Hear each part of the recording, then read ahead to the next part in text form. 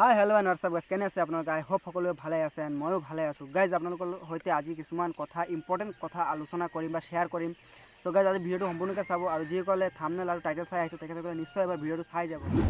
কেলৈ কৈছোঁ, ভিডিঅ'টো সম্পূৰ্ণকৈ চালেহে বুজি পাব। চ' গাইজ বৰ্তমান অসমত এনেকুৱা কিছুমান মানুহ ওলাইছে যিসকল মানুহে নেকি অসমৰ মানুহক বিভ্ৰান্তি কৰা বা মগজু ডাইভাৰ্ট কৰাৰ ক্ষেত্ৰত লাগিছে। চ' গাইজ যি কি নহওক, এনেকুৱা মানুহৰ পালাত আপোনালোকে নপৰিব বা এনেকুৱা মানুহৰ কথা আপোনালোকক নুশুনিব আৰু মগজত নোসোমাব। কেলৈ কৈছোঁ, আৰ্টিকেল 12ৰ পৰা আৰ্টিকেল 35ৰ ভিতৰত যিখিনি কথা তাত উল্লেখ কৰা আছে বা সন্নিৱিষ্ট আছে সেইখিনি কথা যদি আমি ফ'ল' কৰিব যাওঁ তেতিয়াহ'লে আমাক প্ৰত্যেকজন মানুহৰ নিজৰ নিজৰ অধিকাৰ আছে বা নিজৰ নিজৰ বক্তব্য ৰখাৰ অধিকাৰ আছে। আমি যদি সংবিধানৰ আৰ্টিকেল 19A আমি চাওঁ, তাত আমাৰ স্পষ্টকৈ লিখা আছে প্ৰতিজন মানুহৰ নিজস্ব চিন্তাধাৰা বা নিজস্ব মতামত ৰখাৰ বা নিজৰ স্পীচ দিয়াৰ ফ্ৰীডম তাত লিখা আছে। আৰু আৰ্টিকেল 19A মতে আমি যিকোনো ক্ষেত্ৰতে আমি নিজৰ বক্তব্য আমি আদান প্ৰদান কৰিব পাৰি।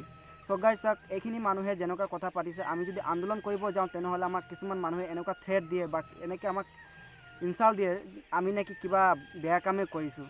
চ' গাইজ যি কি নহওক, আমাৰ সংবিধানে আমাক কথা কোৱাৰ অধিকাৰ দিছে, আমাক ফ্ৰীডম স্পীচ আমাক দিছে, আমি কথা পাতিম আৰু যি বা সমাজ বেয়া কৰাৰ উদ্দেশ্যে যিখিনি কৰ্ম কৰিব আমি তেখেতসকলৰ বিৰুদ্ধে আমি সদায় এনেকুৱা আমি আন্দোলন কৰিম বা আমি তেখেতসকলৰ বিৰুদ্ধে আমি কথা পাতিমেই।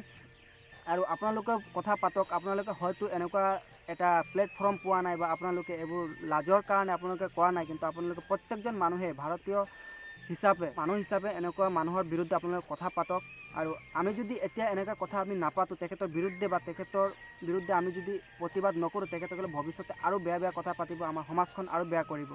চ' গাইজ যি কি নহওক, আপোনালোকে নিজৰ নিজৰ বক্তব্য ৰাখক, নিজৰ নিজৰ কৰ্তব্যৰ মতে আপোনালোকে কাম কৰি যাওক, কোনো আপোনাক বাধা দিব নোৱাৰে। এইটো আমাক সংবিধানে অধিকাৰ দিছে। আৰু কিছুমান মানুহ আছে আপোনাক সুধিব পাৰে যে কিহৰ ভিত্তিত আপোনালোকে বা তোমালোকে এনেকুৱা কথা পাতিছা বা এনেকৈ কথা কৈছা।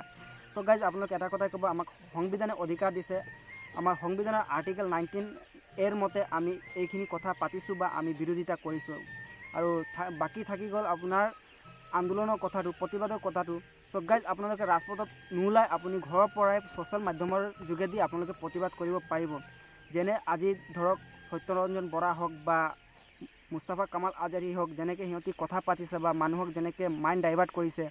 আৰু তেখেতসকলৰ চেলা চামচা কিছুমান আছে যিসকলে নেকি আনক মিছবিহেভ কৰিছে। চ' গাইজ ভাল কথা নহয় আৰু আপোনালোকে তেখেতসকলক সমৰ্থন নকৰিব।